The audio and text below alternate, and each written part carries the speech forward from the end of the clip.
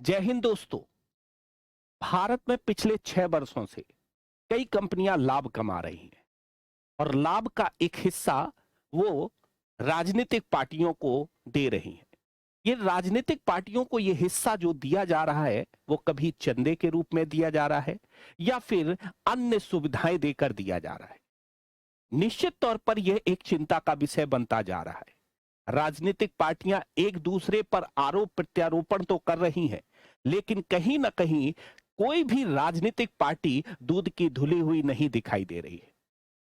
ऑक्सफोम की एक रिपोर्ट आई और इस रिपोर्ट में कुछ चौंकाने वाले तथ्य दिए गए। 2019 की इस रिपोर्ट के अनुसार राष्ट्रीय संपत्ति का 77% हिस्सा अमीर आबादी के 10% लोगों के पास में मौजूद है और जबकि 60% जो आबादी है उसके पास में लगभग राष्ट्रीय संपत्ति का हिस्सा 4.8% है।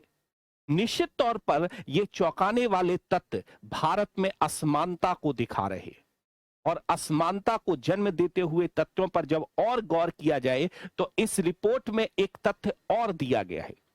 इस रिपोर्ट में यह कहा गया है कि लगभग दुनिया के 7.5 करोड़ लोग प्रतिदिन भूखे सोते हैं। निश्चित तौर पर यह असमानता कहीं ना कहीं भारतीय अर्थव्यवस्था को पिछड़ने के लिए एक प्रमुख कारक बन सकता है और सबसे बड़ी बात है कि धन का संकेंद्रण कुछ लोगों के हाथ में हो सकता है और इसीलिए इस पर आज विचार करना बहुत जरूरी है। इसके लिए एक शब्द वैश्विक स्तर पर निकल कर आया और इसी शब्द को क्रॉनी कैपिटलिज्म के नाम से जाना जाता है। तो आज दोस्तों इसी क्रॉनी कैपिटलिज्म की चर्चा की जाएगी। क्या है क्रॉनी कैपिटलिज्म, किस प्रकार से ये क्रॉनी कैपिटलिज्म काम कर रहा है और ये किस प्रकार से असमानता को जन्म दे रहा है, इन सारे मुद्दों की आज चर्चा की जाएगी आप लोगों के बीच में। तो बने रहिएगा, शुरू से लेकर एंड तक हमारी वीडियो देखिएगा। मैं सुमित कुलश्रेष्ठ आपके सामने ये सारी की सारी बातें बड़े ही अच्छे ढंग से स्पष्ट रूप से अब बताऊंगा। दोस्तों, दुनिया में कई प्रकार की आर्थिक प्रणालियां प्रचलित हैं, जैसे मिश्रित अर्थव्यवस्था, समाजवादी अर्थव्यवस्था और पूंजीवादी अर्थव्यवस्था। आज हम इसी पूंजीवादी अर्थव्यवस्था की बात करने वाले हैं क्योंकि क्रोनी कैपिटलिज्म जो है वो वास्तव में पूंजीवादी अर्थव्यवस्था का एक बदसूरत पहलू है। बदसूरत इसलिए पहलू कहेंगे क्योंकि इसमें जो उद्यमी है उनकी सफलता राजनीतिक रूप से बैठे हुए सत्ता में कुछ लोगों के द्वारा आर्थिक लाभ प्राप्त करके उन्हें प्रदान की जाती है। इसमें वास्तव में क्या है कि सत्ता की गलियारे में बैठे हुए लोग उद्यमियों की सफलता तय करते हैं और वास्तव में वो किस प्रकार से आगे बढ़ेंगे उसका भी मार्गदर्शन के रूप में वो कार्य करते हैं। इसके बदले में उन्हें कुछ आर्थिक लाभ प्राप्त होते हैं और ये आर्थिक लाभ उनके भी विकास में कार्य करते हैं। एक तरह से अगर कहें तो उद्यमी और राजनीतिक सत्ता में बैठे हुए लोग, उनके बीच में एक गठजोड़ या गठबंधन ही क्रोनी कैपिटलिज्म के नाम से जाना जाता है। तो अब आप सोच रहे होंगे कि ये क्रोनी कैपिटलिज्म शब्द क्यों प्रचलन में आया।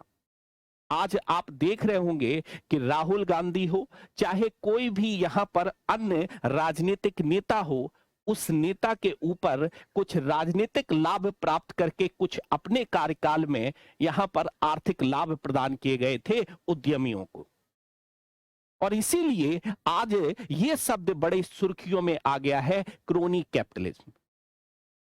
स्वर्गीय श्री अरुण जेटली जी प्रारंभ से ही कांग्रेस पर इस तरह का आरोप लगाते रहे हैं कि कांग्रेस सदैव ही क्रोनी कैपिटलिज्म को बढ़ावा देती रही है। ये क्रोनी कैपिटलिज्म में वास्तव में अगर देखा जाए तो क्रोनी जो शब्द है ये ग्रीक भाषा का शब्द है जो कि क्रोनियोस से निकला हुआ शब्द है और जिसका अर्थ होता है करीबी दोस्त या खास। इसके माध्यम से जो अर्थव्यवस्था है अर्थात पूंजीवादी अर्थव्यवस्था है उसमें कुछ खास लोगों को राजनीतिक लाभ प्रदान किए जाते हैं और आर्थिक लाभ प्रदान किए जाते हैं जिसके माध्यम से उनका विकास तय होता है।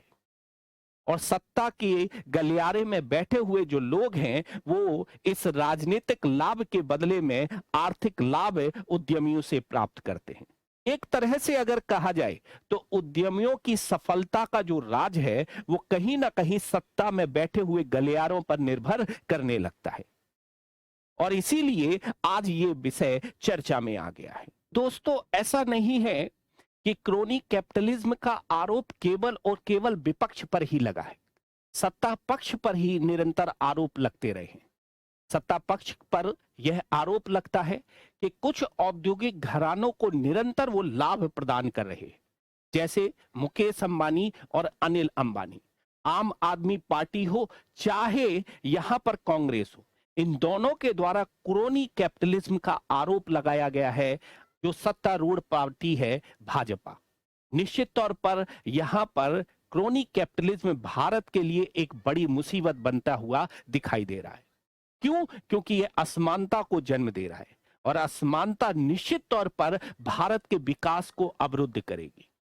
अगर हम क्रोनी कैपिटलिज्म इंडेक्स पर नजर डालें तो 2014 के इस इंडेक्स को अगर देखा जाए तो सबसे साफ सुथरी जो स्थिति बताई गई थी इस इंडेक्स में, इसमें जर्मनी की बताई गई थी। वहीं पर सबसे खराब स्थिति जो बताई गई थी वह रसिया की बताई गई थी। भारत की स्थिति अच्छी नहीं थी। 22 देशों की इस सूची में भारत का जो स्थान था वो 9वां स्थान दिया गया था। निश्चित तौर पर क्रोनी कैपिटलिज्म का यह बढ़ता हुआ स्वरूप भारत की अर्थव्यवस्था को बढ़ने से रोकेगा, और इसीलिए अगर भारतीय अर्थव्यवस्था को आगे बढ़ाना है तो इस असमानता को दूर करना होगा और क्रोनी कैपिटलिज्म जैसे शब्दों के आरोप प्रत्यारोपण से बचते हुए कार्य करना होगा। तो आज के लिए इतना ही। Thank you all of you.